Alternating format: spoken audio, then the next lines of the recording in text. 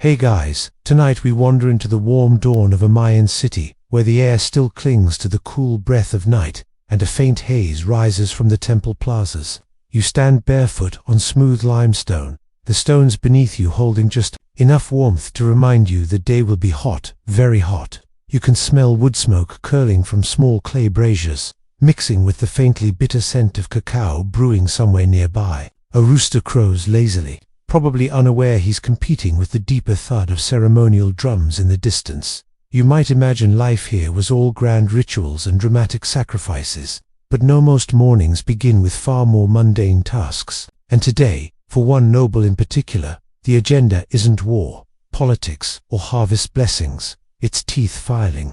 Yes, you heard that right. Someone's getting their smile sculpted into a status symbol that would put a modern influencer's cosmetic dentist to shame. You probably wouldn't survive the process, but don't worry, you're only here to watch. So, before you get comfortable, take a moment to like the video and subscribe, but only if you genuinely enjoy what I do here. And if you're watching from somewhere unexpected, let me know your location and your local time in the comments. Now, dim the lights, maybe turn on a fan for that soft background hum, and let's ease into tonight's journey together. The sun's edge crests the eastern jungle, filtering through layers of palm fronds like molten gold spilled over green silk. In the noble quarter, long shadows stretch across smooth courtyards lined with carved stone benches. A pair of servants sweep the flagstones with palm frond brooms, each pass making a soft XH sound, as if they're trying not to wake the household too abruptly.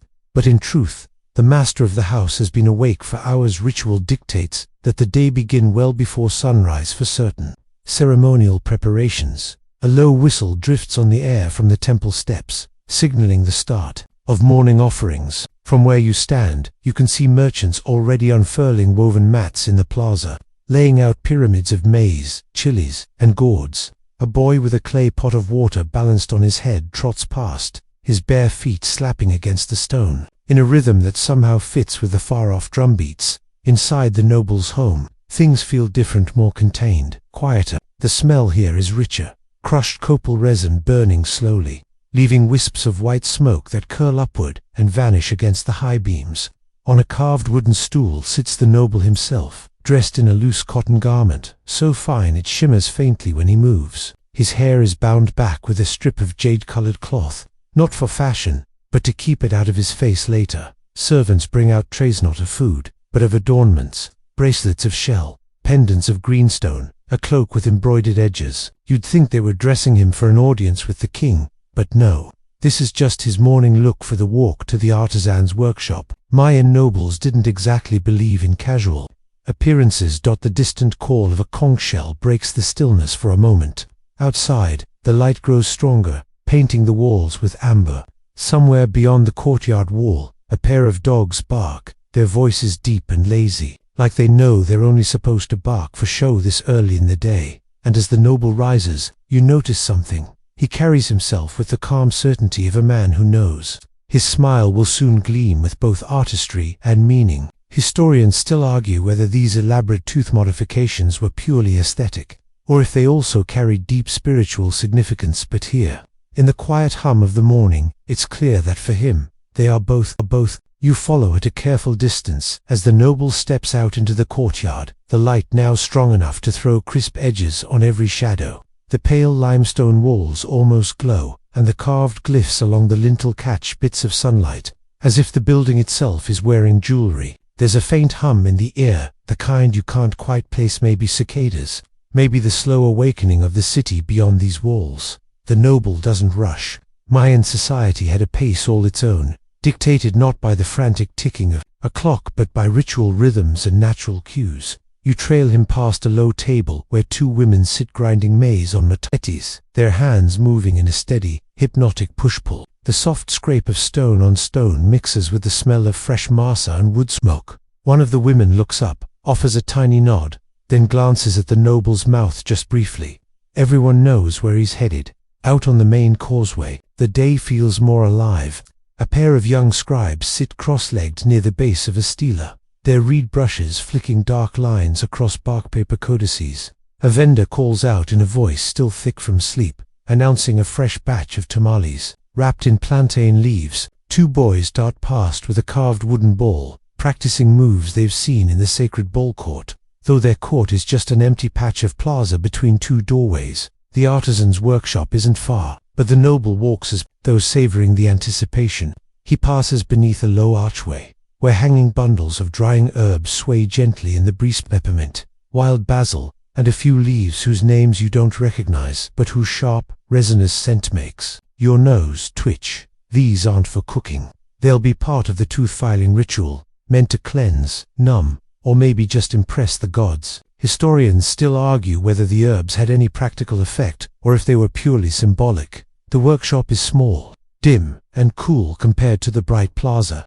Inside, the walls are lined with shallow niches holding tools, bone holes, thin slivers of obsidian, tiny drills tipped with sand and water. You hear the faint gurgle of a clay jar in the corner, where water drips slowly through a stone filter into a bowl. The artisan, a wiry man with a face like sun-dried leather, greets the noble without surprise. This isn't a rare visit, it's a service reserved for the elite, but one the artisan has performed many times. He motions for the noble to sit on a low stool and tilts the man's head back slightly, examining the teeth with a practiced eye. There's no mirror here, no polite consultation about what kind of look you're going for. The design has already been decided, likely discussed in private days ago. You edge closer, careful not to draw attention, and see the artisan's tray. Narrow strips of obsidian, a small cup of fine sand, a few tiny shells that might be ground for decorative inlays. Beside them lies a bundle of slender sticks, each tipped with a wad of cotton soaked in something pungent. Perhaps it's a numbing agent. Perhaps it's just to make the noble think it will help. As the artisan begins, there's no dramatic start, just the quiet scrape of obsidian against enamel. The noble doesn't flinch, though his fingers curl slightly against the edge of the stool. You can hear his breath, slow and steady, and the soft rhythmic whisper of stone on tooth. From the open doorway, the sounds of the plaza filter in, a child laughing, a conch shell calling another round of offerings, the sharp clack of a parrot's beak against a wooden perch. The contrast between the bustling world outside and the focused stillness inside is almost hypnotic, and as you watch, realize this moment isn't just about beauty, it's about transformation. The noble is crossing a small but permanent threshold, altering a part of himself that will speak silently for years to come.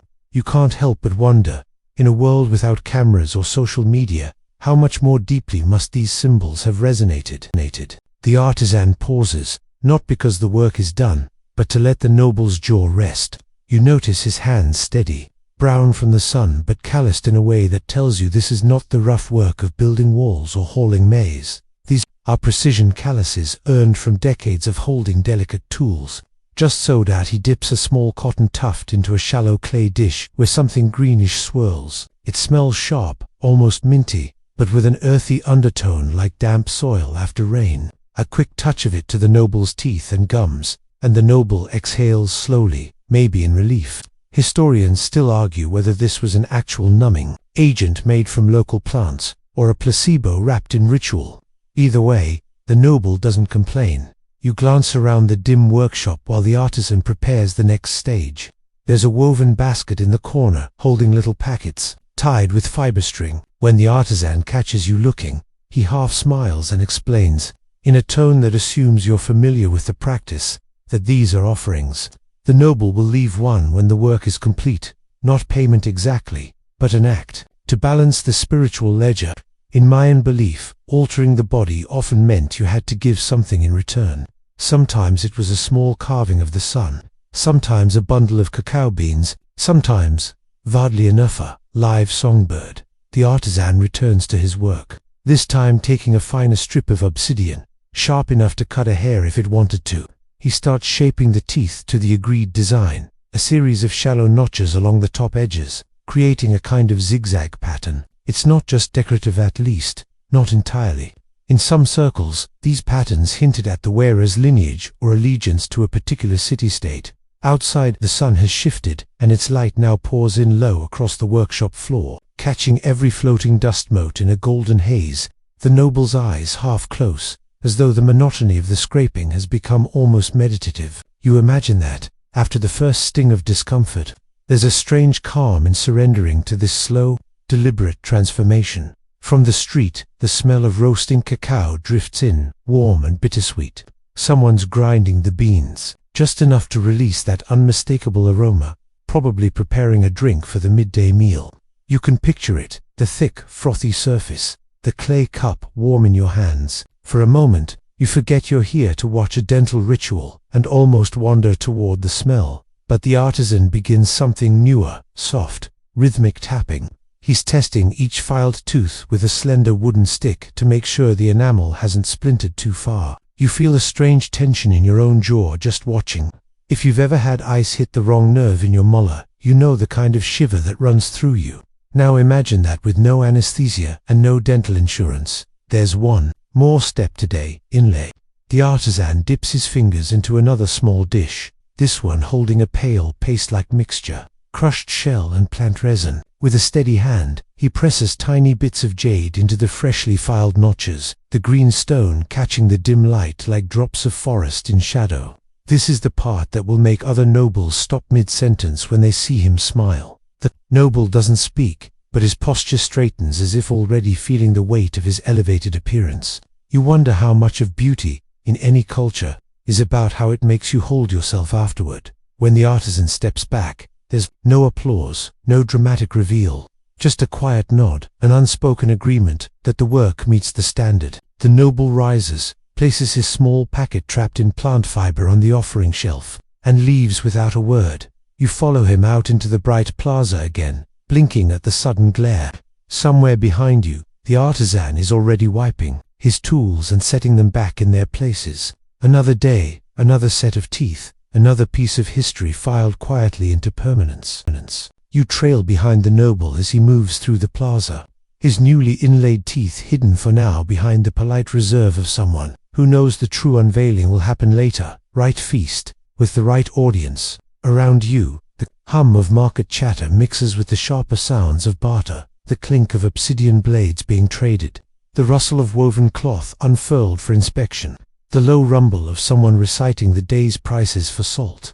The noble turns down a side path where the smell changes: less cacao and maize, more smoke and crushed herbs. This is the quieter quarter, where the beauty trades cluster together: beadworkers, feather arrangers, and, at the far end, a woman whose stall glitters in the sun like a miniature galaxy. She's a tooth inlay polisher, and judging by the deep grooves in the wood of her worktable, she's been doing it for decades. Historians still argue whether these polishers were considered specialists in their own right, or simply assistants to the artisans. Either way, her presence here means one thing: the noble's transformation isn't quite finished. Filing and inlaying might happen in the dim privacy of the artisan's hut, but polishing, that was a public declaration. She greets the noble with a formal tilt of her head, then gestures for him to sit. The tools here are simpler smooth stones, soft cloth, a powder made from ground pumice. The noble tilts his chin, and she works quickly but carefully,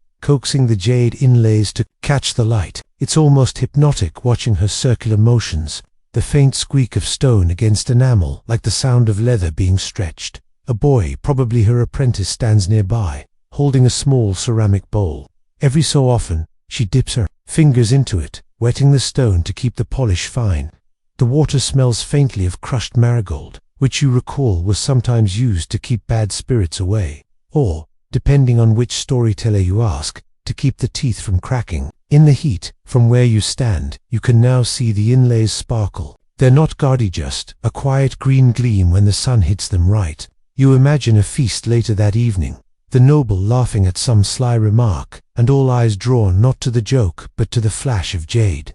Status distilled into a single, fleeting glint. A woman in the crowd leans over to you, her voice pitched low, as though sharing a secret. She says some nobles chose not just jade but other stones: hematite for its mirror sheen, or even turquoise, which was rarer in this part of the world. But jade, she adds with a faint smirk, jade tells people you're patient enough to wait for the best. You're not sure if she's complimenting the noble or mocking him. The polishing ends without ceremony, as so many things do. The noble pays his respects, this time with a folded cloth embroidered with the image of a maize stalk, and walks away. You notice he moves differently now, his steps slower, more deliberate, Maybe it's the subtle psychological armor that beauty often provides, or maybe he's just avoiding dust, getting between the new inlays. You wander toward the plaza again, the air buzzing with layered conversations. Near the fountain, two older men are debating something with animated hand gestures.